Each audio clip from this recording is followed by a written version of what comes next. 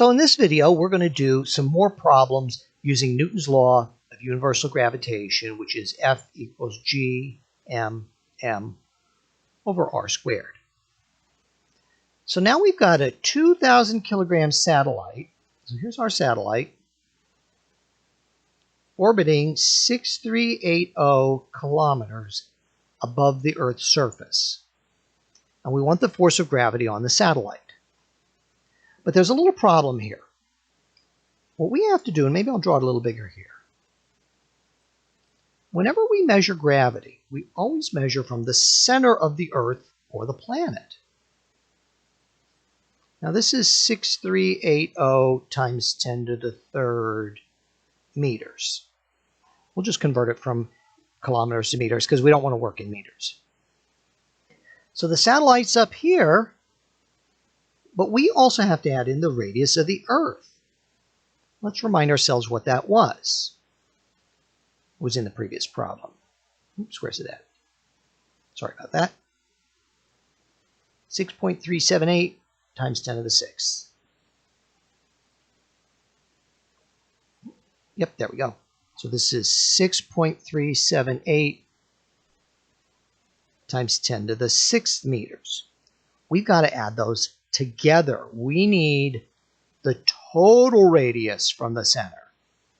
So 6.378, 10 to the 6th, plus 6380 times 10 to the 3rd. And it's not going to be 10 to the 9th. That's not what it's going to work out to.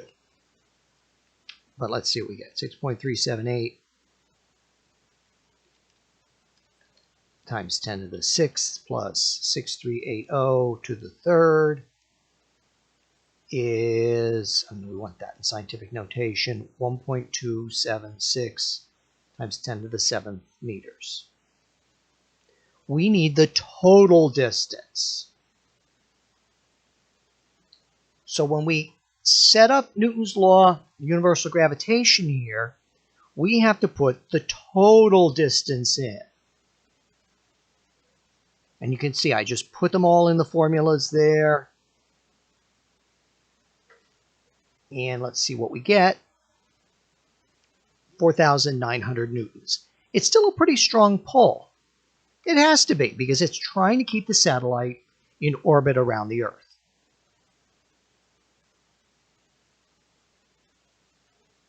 Now let's see if we can use Newton's law of universal gravitation to do some interesting calculations, like calculating the mass of the Earth. So we just knowing its radius. Well, how's that going to work?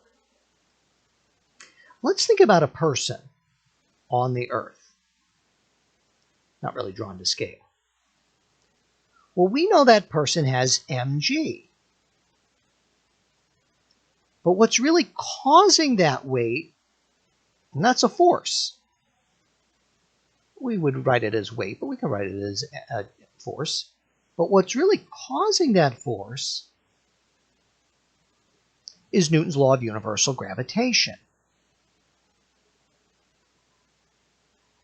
So there's Newton's law of universal gravitation, and it's actually the same exact thing as mg.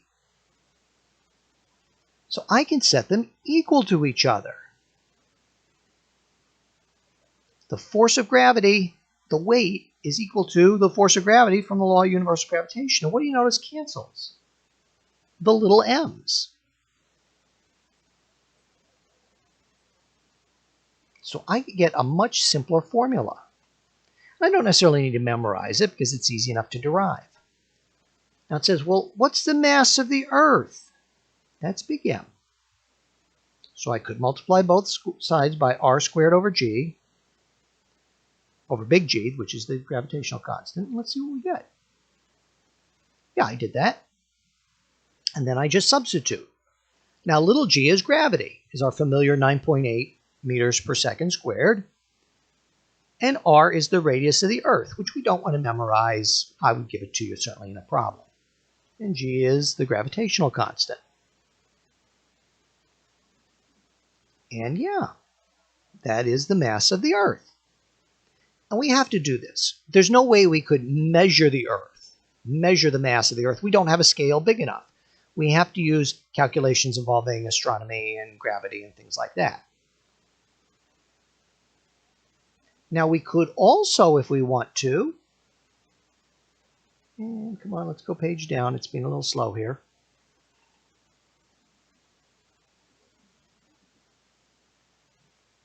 Use this to calculate G. So remember, we said mg is big G, that's big M, excuse me, over r squared. And the mass of the person cancels. So now we're left with gravity is G times big M over r squared. G is the gravitational constant, 6.67 times 10 to the minus 11th, mass of the Earth. This is the radius of the Earth. Because when we're on the surface of the Earth, we're essentially at the radius of the Earth. And we're going to crunch these numbers down, and I encourage you to try it on your calculator. I know they're big numbers, but it's important to get used to doing this and get used to seeing what the numbers are. And it's kind of amazing. You take all those huge numbers and the really small number, 10 to the minus 11th, you take all those really difficult numbers to work with, they're kind of obnoxious, and you get 9.8 meters per second squared. Well, let's do one more, and then we'll call it a day here. What if we were at the top of Mount Everest? So we'd have to do something. We'd have to take the radius of the Earth, which is that 6.38 times 10 to the 6th meters. And here's Mount Everest, not drawn very well. But it's 8848 meters. We would have to get the total radius. So 6.38 times 10 to the 6 meters.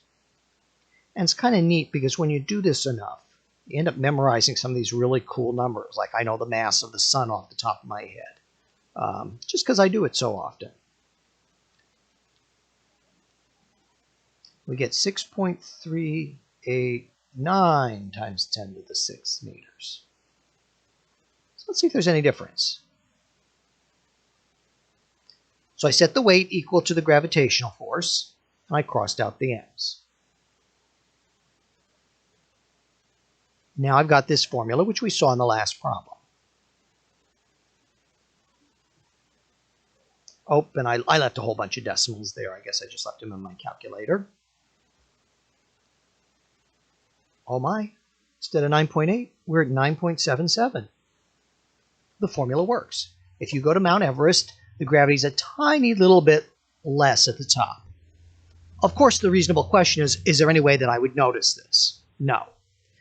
With that tiny little bit of a change, you know, that's like 3 units out of close to 1,000. Like, you just wouldn't notice that.